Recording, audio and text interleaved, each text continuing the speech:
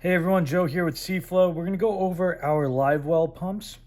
We have our 04 series, which is a straight orientation Livewell pump, and then the 05 series, which is angled.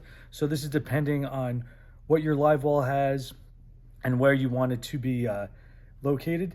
It comes with an angled, 90-degree angled 1-inch fitting, and it also comes with a straight inch fitting. This goes on the outlet of the pump.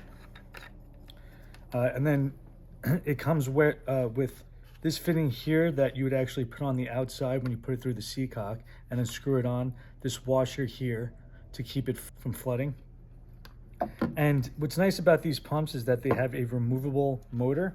So if you need to maintenance it or change it out quickly or winterize it, it's very easy to replace. We sell these motors separately as well.